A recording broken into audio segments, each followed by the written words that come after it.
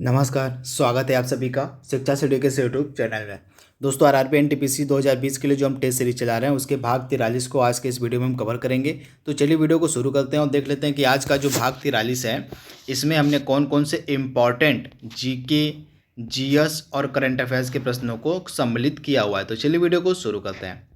पहला इंपॉर्टेंट प्रश्न हमारा है, पुर्तगाली उपनिवेश का प्रथम वायसराय भारत में कौन हुआ था। आपको बताना है कि जो पुर्तगाली उपनिवेश भारत में स्थापित हुआ था तो उस समय पुर्तगालियों का जो पहला वायसराय था भारत में कौन बना था, आपको बताना है। तो पुर्तगाली उपनिवेश का प्रथम वायसराय भारत में हुआ था फ्रांसिस्को डी अल्मीडा, यानी ऑप्शन सी इसका बिल्कुल सही है। फ्रांसिस्को डी अल्मीडा जो था यह पुर्तगाली उपनिवेश का भारत में प्रथम वायसराय था। तो ऑप्शन जो इसका सी है बिल्कुल सही है। अगला प्रश्न है, बंगाल की खाड़ी में समुद्री डकैती हेतु हुगली का जो उपयोग है कौन करता था। काफ़ी इंपॉर्टेंट प्रश्न है।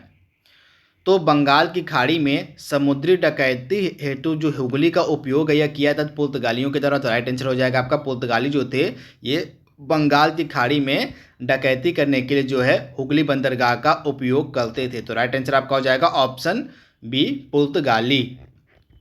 अगला प्रश्न है, निम्नलिखित अंग्रेजों में से किसे जहांगीर के द्वारा खान की उपाधि दी गई थी। काफ़ी इंपॉर्टेंट प्रश्न है। तो जहांगीर के द्वारा जो है खान की उपाधि किसको दी गई थी, तो हॉकिंस को। तो राइट आंसर आपका हो जाएगा हॉकिंस को जो है जहांगीर ने खान की उपाधि दी थी। तो राइट आंसर आपका हो जाएगा ऑप्शन ए। अगला प्रश्न है, भारत में 1612 ईस्वी में अंग्रेजों ने अपनी पहली फैक्ट्री कहाँ पर स्थापित की थी। काफ़ी इंपॉर्टेंट प्रश्न। तो भारत में 1612 ईस्वी में अंग्रेजों ने जो है अपनी फैक्ट्री कहाँ पे स्थापित की थी, तो इसका राइट आंसर हो जाएगा आपका सूरत में, यानी ऑप्शन जो इसका डी है बिल्कुल सही। सूरत में जो है अंग्रेजों ने 1612 ईस्वी में अपनी पहली फैक्ट्री स्थापित की थी। तो राइट आंसर आपको हो जाएगा ऑप्शन डी, सूरत। अगला प्रश्न है, भारतीय संविधान की प्रस्तावना में समाजवादी शब्द किस संशोधन के तहत जोड़ा गया। तो 42वां संविधान संशोधन किया गया था, आपको याद हो रहा होगा। 42वां जो संविधान संशोधन किया गया था 1976 में। कब, तो 42वां जो संविधान संशोधन हुआ था 1976 में, इसी के तहत जो है समाजवादी शब्द को जोड़ा गया था हमारी प्रस्तावना में, यानी कि हमारे प्रियम्बल में। तो राइट आंसर आपको जाएगा ऑप्शन ए, 42वां संविधान संशोधन के द्वारा। अगला प्रश्न है, एक नया राज्य बनाने में संवैधानिक संशोधन के लिए कैसा बहुमत चाहिए। साधारण, या 2/3 बहुमत, या 3/3 बहुमत, या 2/3 और राज्यों का अनुसमर्थन। तो जब एक नया राज्य बनाया जाता है तो संवैधानिक संशोधन के लिए जो है साधारण बहुमत की ज़रूरत पड़ती है। तो साधारण बहुमत के साथ ही जो है एक नया राज्य स्थापित किया जा सकता है। तो राइट आंसर आपको हो जाएगा साधारण बहुमत। अगला प्रश्न है, भारतीय संविधान में संशोधन करके शिक्षा का अधिकार कब जोड़ा गया था। काफ़ी इंपॉर्टेंट प्रश्न है। तो भारतीय संविधान में संशोधन करके शिक्षा का जो अधिकार है यह कब जोड़ा गया था, तो 1 अप्रैल 2010 को तो आप याद रखिएगा 1 अप्रैल 2010 इसका राइट आंसर हो जाएगा, यानी ऑप्शन ए। अगला प्रश्न है, यदि राष्ट्रपति और उपराष्ट्रपति का पद खाली हो तो भारत के राष्ट्रपति का पद पर कौन होता है। काफ़ी इंपॉर्टेंट प्रश्न है। मान लीजिए किसी कारणवश जो है राष्ट्रपति और उपराष्ट्रपति दोनों का पद खाली हो जाता है तो भारत के राष्ट्रपति के पद पर कौन बैठ सकता है, आपको बताना है। तो भारत के राष्ट्रपति के पद पर कौन बैठ सकता है, तो हमारा जो चीफ जस्टिस ऑफ इंडिया होगा वह। तो राइट आंसर आपको जाएगा ऑप्शन बी, भारत के जो मुख्य न्यायाधीश होंगे उस समय वे राष्ट्रपति का पद धारण कर सकते हैं। जब तक राष्ट्रपति का पद खाली है तब तक वे राष्ट्रपति के पद पर बैठे रहेंगे। तो राइट आंसर आपका हो जाएगा ऑप्शन बी, भारत का मुख्य न्यायाधीश। अगला प्रश्न है, राष्ट्रीय सुरक्षा समिति का प्रधान कौन होता है। तो राष्ट्रीय सुरक्षा समिति का प्रधान कौन होता है, तो प्राइम मिनिस्टर ऑफ इंडिया, यानी ऑप्शन जो इसका बी है बिल्कुल सही है, प्राइम मिनिस्टर ऑफ इंडिया, यानी कि भारत के प्रधानमंत्री। अगला प्रश्न है, वैज्ञानिक जिन्होंने सर्वप्रथम खोज की कि पृथ्वी सूर्य के चारों ओर घूमती है, तो वह कौन वैज्ञानिक थे जिनके द्वारा यह खोज की गई थी कि जो पृथ्वी है वह सूर्य के चारों ओर घूमती है। तो पृथ्वी सूर्य के चारों ओर घूमती है ऐसा किसने कहा था, तो कॉपरनिकस ने। तो राइट आंसर आपका जाएगा कॉपरनिकस ने कहा था कि जो पृथ्वी है वह सूर्य के चारों ओर घूमती है, यानी कि सूर्य केंद्र में है और जो है पृथ्वी उसका चक्कर लगाती है। अगला प्रश्न है, इवनिंग स्टार यानी कि शाम का तारा किसको कहा जाता है। काफ़ी इंपॉर्टेंट है। इसको शाम का भी तारा कहते हैं और भोर का भी तारा, दोनों। तो भोर का तारा और शाम का तारा कहा जाता है शुक्र ग्रह को। तो आप इसे याद देखिएगा, जो शुक्र ग्रह है इसको भोर का तारा भी कहते हैं और सांझ का तारा भी कहते हैं, तथा आकार और बनावट की समानता के कारण जो है पृथ्वी की जुड़वा बहन भी कहा जाता है शुक्र को। तो इसे आप याद देखिए कि जो शुक्र ग्रह है इसको पृथ्वी की जुड़वा बहन भी कहते हैं। किसकी? तो पृथ्वी की जुड़वा बहन भी कहा जाता है शुक्र को। तो इसे आप याद देखिए क्यों कहा जाता है, तो आकार और बनावट में समानता के कारण इसको पृथ्वी की जुड़वा बहन कहा जाता है। तो आप इसे याद देखिए, काफ़ी इंपॉर्टेंट प्रश्न है। तथा जो शुक्र ग्रह है यह सबसे चमकीला और गर्म ग्रह भी है। आप याद देखिएगा, जो शुक्र ग्रह है यह सबसे चमकीला ग्रह है और सबसे जो है गर्म ग्रह भी शुक्र को माना जाता है। तथा यह जो शुक्र ग्रह है इसका कोई उपग्रह भी नहीं है। आप इसे भी याद रख सकते हैं कि जो शुक्र ग्रह है इसका कोई उपग्रह नहीं। शुक्र के अलावा जो बुध ग्रह है उसका भी कोई उपग्रह नहीं होता है। इसके अलावा जो शुक्र ग्रह है यह विपरीत दिशा में क्या करता है, घूमता है, परिक्रमा करता है, पूर्व से पश्चिम दिशा में। आप देखिएगा, जो शुक्र ग्रह है यह पूर्व से पश्चिम दिशा में परिक्रमा करता है। तो इसे आप याद देखिएगा, बाकी जो ग्रह हैं पश्चिम से पूर्व दिशा की तरफ घूमते हैं, परंतु शुक्र और अरुण दो ऐसे उपग्रह मतलब ग्रह हैं, शुक्र और अरुण दो ऐसे ग्रह हैं, दो ऐसे ग्रह हैं जो पूर्व से पश्चिम की तरफ परिक्रमा करते हैं। तो इसके बारे में आपको याद रखना है। अगला प्रश्न है, जो अंतर्राष्ट्रीय दिनांक रेखा है, जो इंटरनेशनल डेट लाइन है, यह कहाँ खींची जाती है?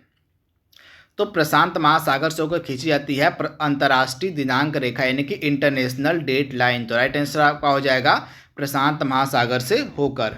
अगला प्रश्न है, विश्व की जो सबसे ऊंची चोटियां हैं किस प्रकार के पर्वतों में पाई जाती हैं? तो विश्व की जो सबसे ऊंची चोटियां हैं आपको किस प्रकार के पर्वतों में मिलेंगी? तो प्राचीन मोड़दार पर्वतों में आपको मिलेंगी जो है विश्व की सबसे जो है ऊंची चोटियां। तो यहाँ पे नवीन मोड़दार पर्वतों का यहाँ पे नवीन मोड़दार जो पर्वतें होती हैं यहाँ पे आपको मिलेगा क्या?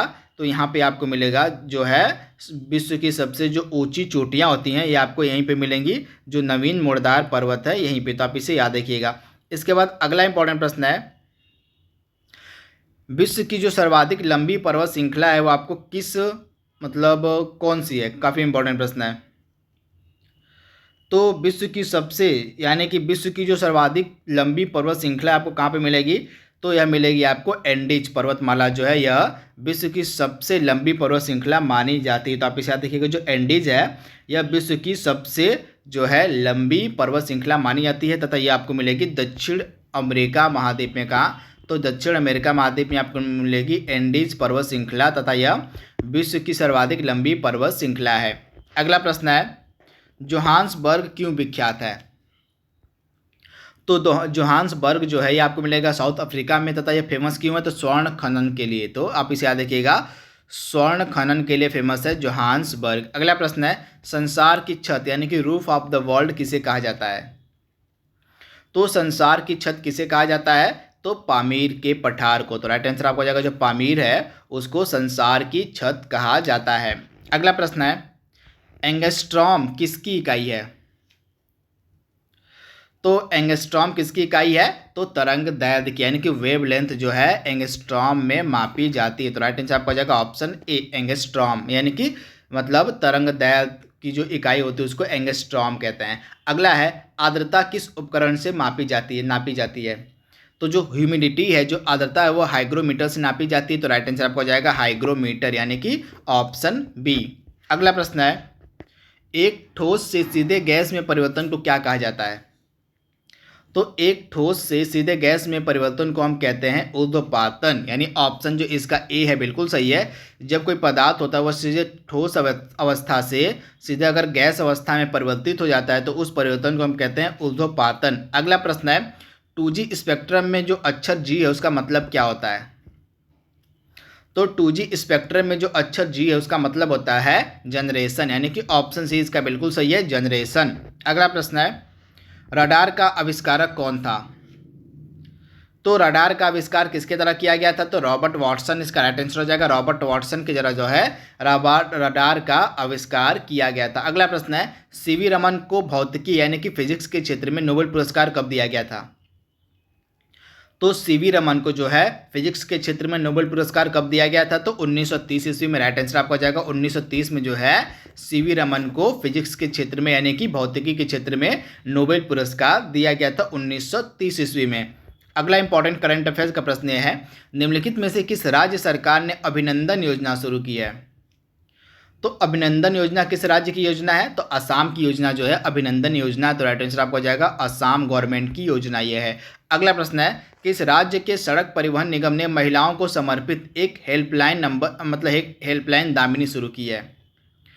तो किस राज्य का सड़क परिवहन निगम जिसके द्वारा महिलाओं को समर्पित एक हेल्पलाइन दामिनी शुरू की गई है? तो उत्तर प्रदेश इसका राइट आंसर हो जाएगा, उत्तर प्रदेश के राज्य परिवहन निगम के द्वारा।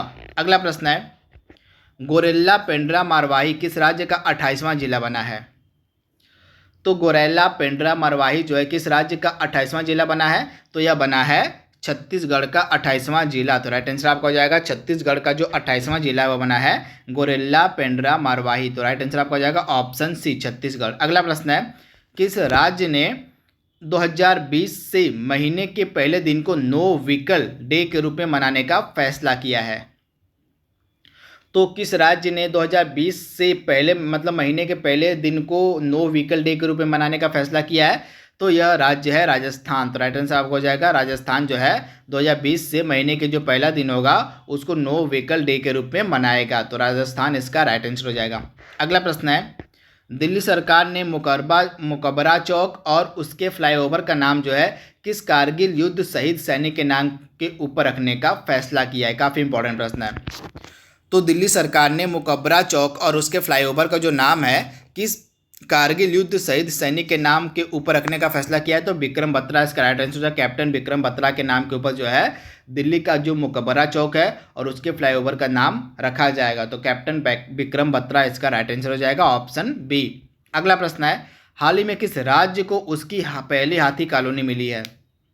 तो जो पहली हाथी कॉलोनी है कहाँ पे बनाई गई है? तो राइट आंसर आपका हो जाएगा मध्य प्रदेश में। तो राइट आंसर आपका हो जाएगा ऑप्शन सी, मध्य प्रदेश में जो है पहली हाथी कॉलोनी बनाई गई है।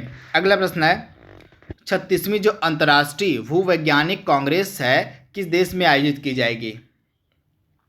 तो जो 36वीं अंतर्राष्ट्रीय भूवैज्ञानिक कांग्रेस है इसका आयोजन जो है भारत में किया जाएगा। तो राइट आंसर आपका हो जाएगा भारत यानी ऑप्शन बी। आज का लास्ट प्रश्न हमारा है, विश्व स्वास्थ्य संगठन यानी कि WHO ने वर्ष 2020 को किस रूप में मनाने का फैसला किया है? तो विश्व स्वास्थ्य संगठन ने वर्ष 2020 को जो है नर्स और मिडवाइफ का वर्ष के रूप में मनाने का फैसला किया। तो राइट आंसर आपका हो जाएगा ऑप्शन डी यानी कि नर्स और मिडवाइफ का वर्ष के रूप में मनाने का फैसला किया है WHO ने वर्ष 2020 को। तो राइट आंसर आपका हो जाएगा ऑप्शन डी।